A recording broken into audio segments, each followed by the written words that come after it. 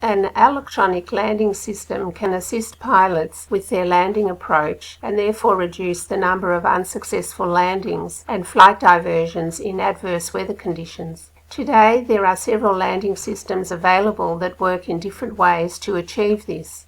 ILS was developed in the 1930s and has become a standard in aviation. As you can see, ILS can only handle one aircraft at a time, and it requires a straight line approach of 18 kilometres. Therefore, the current flight path over the ocean cannot be used with this system. Modern systems such as GBAS or RNP, in contrast, are very adaptable.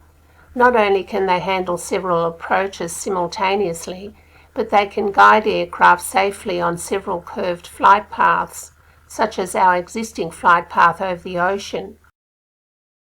A modern RNP system has been operational at our airport for the past 7 months, and it has already reduced flight diversions down to 13 or 0.05% of all flights.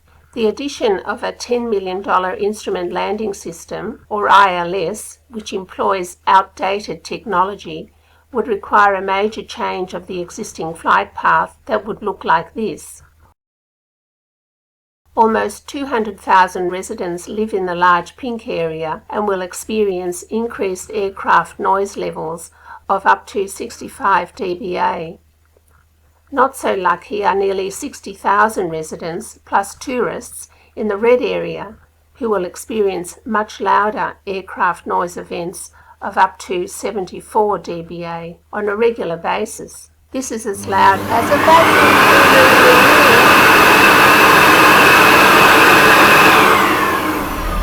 or a truck driving past outside.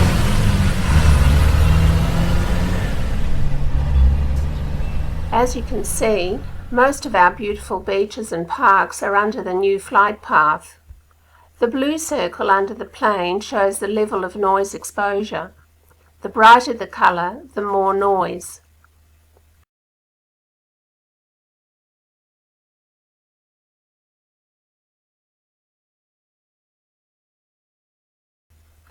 Who will be affected?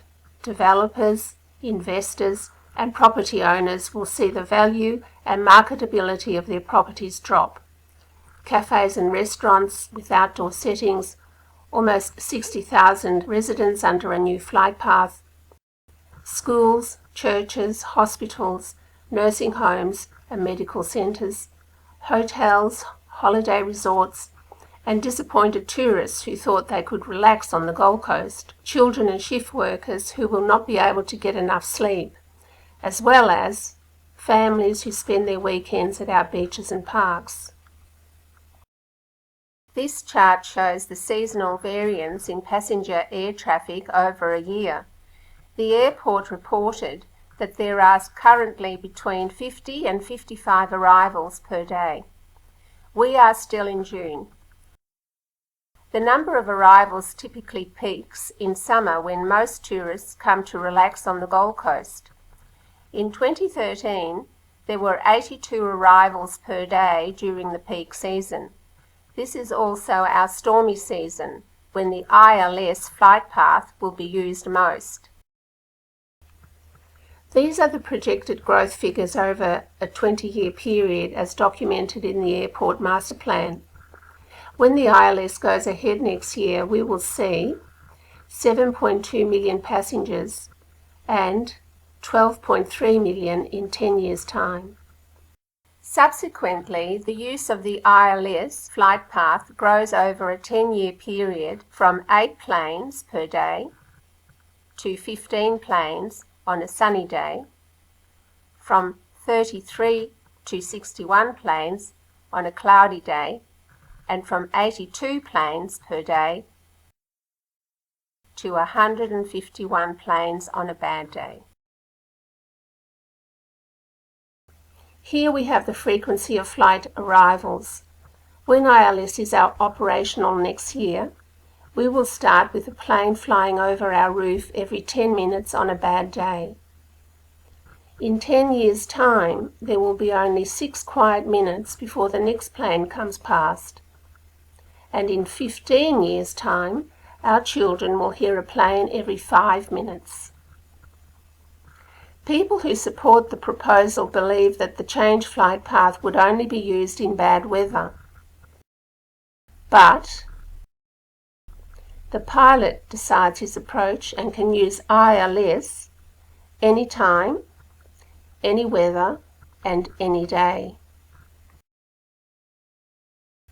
Research findings that were printed in the British Medical Journal found links between long-term exposure to aircraft noise and irreversible health effects.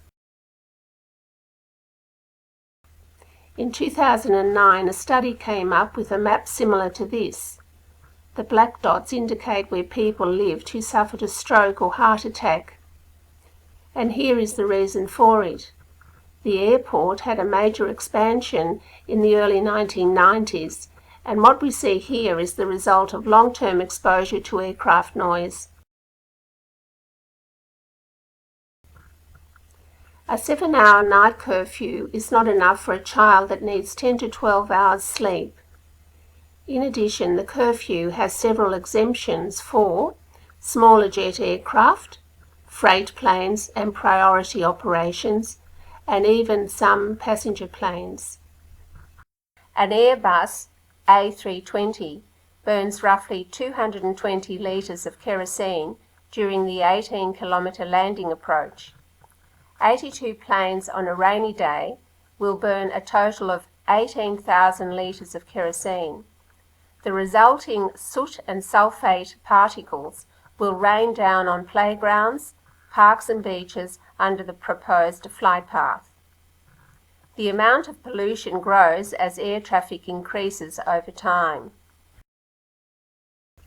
The environmental assessment by Air Services Australia considers fauna, Indigenous culture, World Heritage Matters, whale migration, frogs, insects, but it doesn't consider human health. The proposed ILS flight path is not about safety. A responsible pilot will not attempt to land an aircraft if it is not 100% safe, and our airport has an excellent safety record. A permanent flight path over densely populated residential land does not improve safety. The current flight path over the ocean does. It is not about tourism. The Gold Coast has been a major tourist destination for many years without an ILS. It attracts 11 million tourists every year, and there is no reason why it could not continue to do so without an ILS.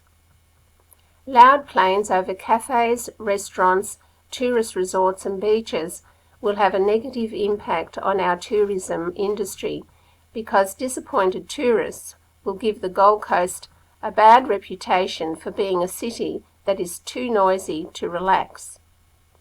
And it is not about jobs. The number of jobs that the ILS creates at the airport is insignificant compared to the number of jobs that could potentially be lost in our tourism industry. The Gold Coast is a beautiful, vibrant city. Our worldwide reputation for our pristine beaches and our relaxed lifestyle attracts many millions of people. Why spoil it with a flight path? Do we really want this over our beautiful city?